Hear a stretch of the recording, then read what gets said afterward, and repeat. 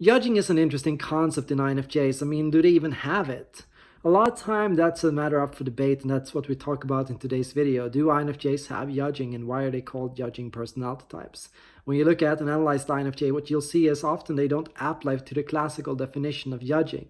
They are not necessarily going to be extremely or strongly pronounced in their judging function. They're not going to be strongly organized. They're not going to be very focused on structure. They're not going to be very disciplined. They're not going to have the planning or decision-making skills we associate with judging types. A lot of time they are going to be more in their heads and inside their own minds. And so let's talk about in which ways INFJs are judging and appear to be judging. First of all, INFJs are some of the most loyal types. If loyalty was the definition of judging, and judging was how consistent you were in showing care and affection for other people, in supporting others, and in being there for other people, I think INFJs would come out in the lead alongside 4 other types. When you look at the INFJ's ability to focus, that's another area where INFJs tend to do very well. INFJs tend to have a strong imagination and a strong ability to focus and hone in on this one idea or this one big possibility or this one big what if.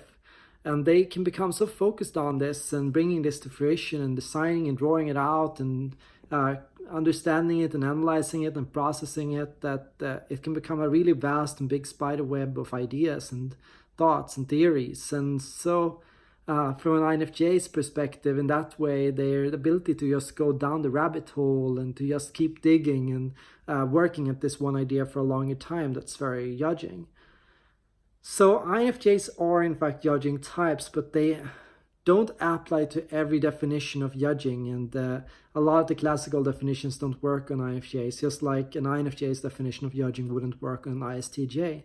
A lot of time the ISTJs need to be in control and to take responsibility and to make decisions and to make smart decisions can stay in the way of their desire to honor obligations and social expectations and to live up to social demands and needs from other people. A lot of time INFJs can sacrifice or compromise on their time and their routine and their structure in order to be there for other people. You know, it's very common for me as an INFJ to let go of everything I have in the air and every plan I have if somebody calls on me. And that's just how I am. If somebody needs me, if somebody reaches out to me or writes to me, I will often drop whatever I'm doing, whatever I'm working on, in order to be there for them and to support them when they need me. It's important for me that I can be there for them when they need me. And the same goes for when it comes to my focus. And a lot of time when I'm in something and I'm really working at something and I'm really in that zone and really developing something, it can be that I don't care about anything that's on the schedule or on the calendar or any plan or anything that's happening. I mean, I am so in the zone, I'm so focused that I don't have time for that 2 a.m. appointment, 2 p.m. appointment, that coaching call, that thing that's coming up. And I'm like, it's so hard for me to tear myself from my work or from my creative process once I'm in it and when I've found my flow. So for me, it's my creative flow and my imagination and my focus goes ahead of my schedule and my calendar. Not in practice, but how I wish it to be. I wish I could skip going to work because I wanted to and had such a good inspiration and flow and creativity at the moment. I wish I could let go of something or ignore something that I planned in order to make room for my intellectual work and my other aspects and other projects that are so important. And I can keep working at something, and once I've started something, it's very hard for me to let it go. I mean, that's a very judging trait, but it collides with other traits. You know, one judging trait is being consistent, you know, doing the same thing every day, following through on something, always showing up at the same time, you know, having the same seat, having the same routine, having the same way you do things. A lot of time, my curiosity is higher than my judging. And that means, if I need it for intellectual stimulation or creative stimulation, I will put it ahead of my routine. And my routine is only secondary to my intellectual needs and my intuitive needs.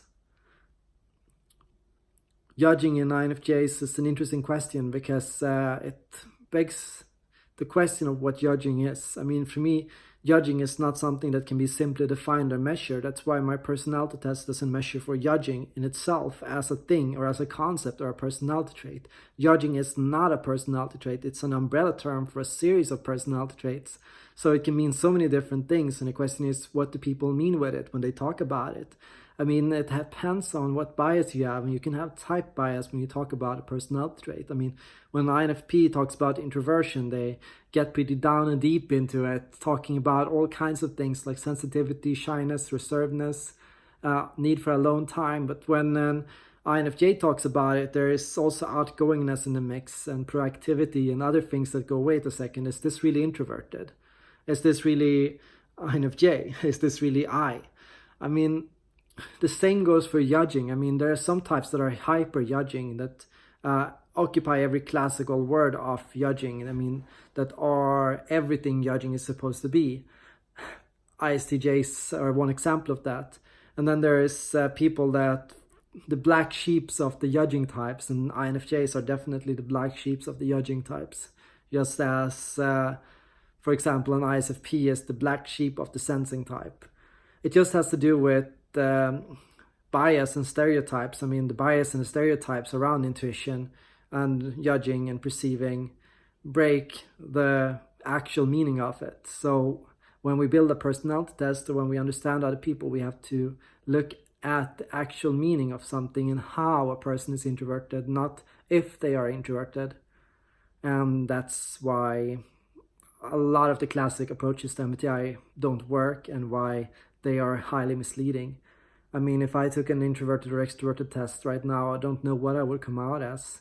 Probably a little bit more introverted, but it would be a close call. If I took a judging test, it would be a very close call.